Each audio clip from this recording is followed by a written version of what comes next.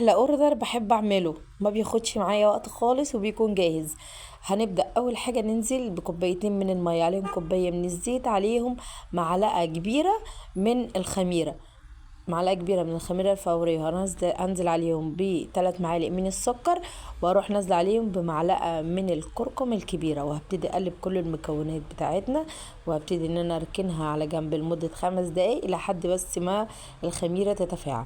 بعد كده هجيب كيلو من الدقيق، يعني معايير 8 كوبايات من الدقيق، وهبتدي اروح نازله برشه من الملح، وهبتدي اعمل فحيره كده في النص، وهنزل بالمكونات بتاعتنا بالشكل اللي انتوا شايفينه ده، وهبتدي ان انا اقلبها. النهارده الفيديو بتاع النهارده حلو قوي، ومن احلى الفيديوهات اللي انا بحب اعملها، وده احلى اوردر هيطلع من على الصفحه. يعني حلو قوي يا بنات، انا بحب الصراحه اعمل الفايش بالطريقه دي، وما بياخدش معايا وقت خالص وبيكون جاهز. ببتدي بقى ان انا ابتدي ان انا اقلبها كده واعجن عجينه كويس، يعني اخد معايا كوبايتين وربع من الميه، مش على حسب برضو الدقيق بتاعك ما بيستعمل. ماشي، انت بتجيبيه مع متعدد الاغراض، اللي هو الدقيق اللي بيتباع السايب. لو هتجيبي اكياس انت تظبطي ايدك في الميه. وبعد كده هبتدي بقى ان انا افردها. ماشي، هفردها حاجه بسيطه كده، ان انا اطولها، ان انا اقطعها 4 كور. 4 كور يعني الكوره دي يعتبر ان هي ربع كيلو. ماشي، هبتدي بقى ان انا اول واحده هبدا بيها ان انا هجيب النشابه بتاعتنا، بس هفردها الاول بايدي اول حاجه، وبعد كده هبتدي بالنشابه ان انا افردها بالشكل اللي انتوا شايفينه ده. بتبتدي ان انت تفرديها، بتخلي السمك بتاعها ولا تخين ولا رفيع، يعني السمك بيكون في الوسط كده. وبعد كده بقى اول حاجه بتعمليها ان انت بتغرزي كده وانت بتبرميها اول حاجه وتاني حاجه، وبعد كده بتلفيها كلها بالشكل اللي انت شايفاه. يعني الفيديو موضح كل حاجه، ماشي، مش عاوز ان انا احكي لكم كتير عنه. انت بس بتعمليه بالشكل ده وبيكون معاكي جاهز احلى فايش. بس انت بتخلي بالك من كل تركية علشان خاطر ما يبص منك. ماشي. هبتدي ان انا اجيب صينية مش مدهونة اي حاجة، وهبتدي ان انا احط فيها، كل صينية هحط فيها 2. اكبر صينية بتجيبيها عندك علشان خاطر هو لما بتسيبيه على جنب يخمر. يعني بياخد في الصينية، يعني بياخد في الصينية يجي نصها كده، فانت بتحطي 2 بس. ماشي، لكن لو عندك الصواني صغيرة احط في كل صينية واحد بس. ببتدي ان انا افرده بالشكل ده، وهبتدي اعمل اول واحدة وتاني واحدة ورابع واحدة بنفس النظام ده. بصي، انا بوريكي اول واحده وتاني واحده علشان تعرفي تعمليها كويس ويكون معاكي مظبوط. طبعا ما تخافيش من الحروف ان هو مش مظبوط، لا هو هيكون مظبوط في الاخر، بس ركزي معايا في كل حاجه. خلاص كده انا خلصتهم. هبتدي بقى ان انا اسيبه على جنب يخمر.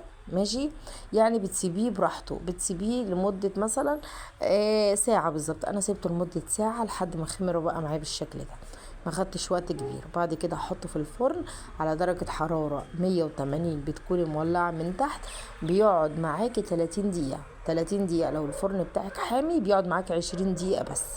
ماشي، واول ما بتطلعيه بتلاقيه سخن، ما تقطعهوش، بتركنيه معاكي على جنب لمدة 5 دقايق بس، ان هو يبرد من يعني الهواء يجي فيه شويه علشان يبرد تعرفي تقطعيه.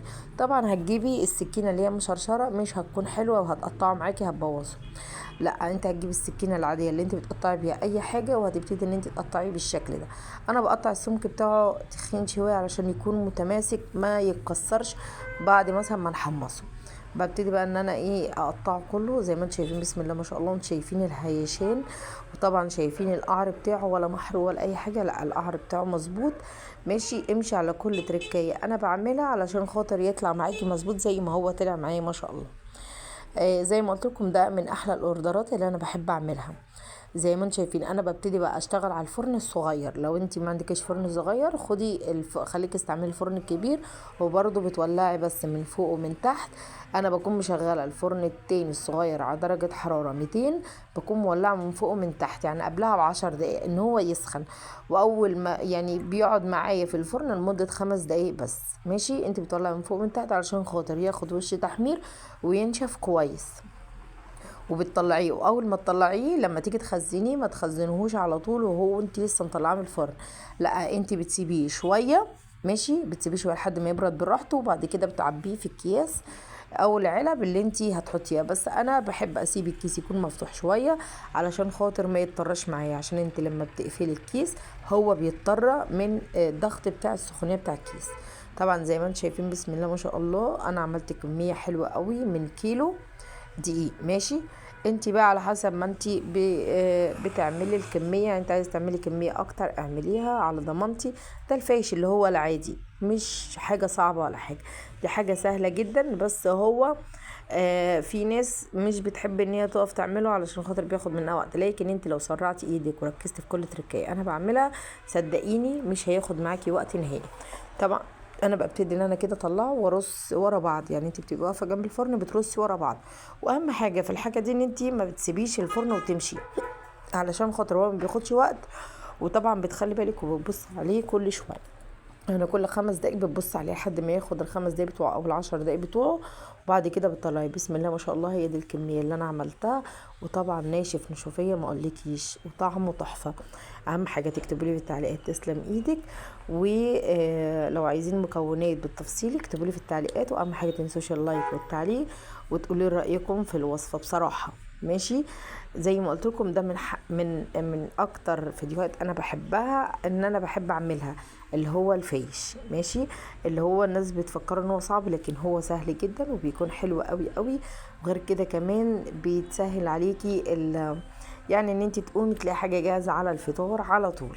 ماشي، كل الكميه دي بسم الله ما شاء الله معموله من كيلو دقيق. طبعا انت بتوزنيه وعلى حسب برضو ما انت بتبيعيه. طبعا انا هسمعكم بس الايه القرمشه بتاعته هو عامل ازاي، حاجه كده تحفه. طبعا مش هينفع اكسر منه علشان خاطر ده متباع. اشوفكم على خير، واهم حاجه تنسيش تعملوا الفيديو ده شير كتير وتوصلوا لاكبر عدد، ويا ريت لو يوصل ل10,000 لايك.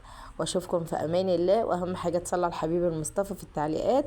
والسلام عليكم ورحمه الله وبركاته.